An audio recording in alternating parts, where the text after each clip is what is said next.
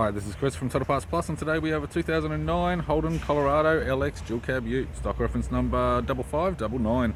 The shape runs from the 5th month 2008 through to the 12th month 2011. It has a 4JJ1 3 litre 4-cylinder turbo diesel engine backed by a 5-speed manual 4-drive transmission.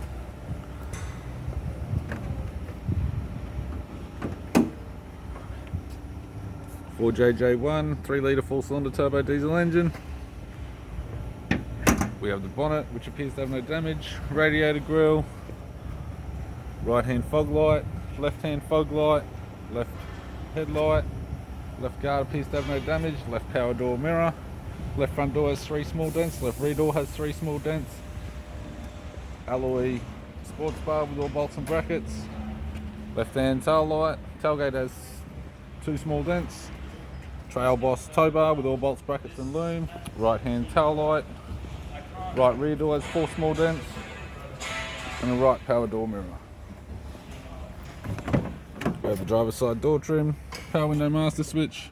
This vehicle is fitted with grey cloth interior, manual type centre console, 5-speed manual gear shifter, heater controls, left sun visor, right sun visor, and the instrument cluster.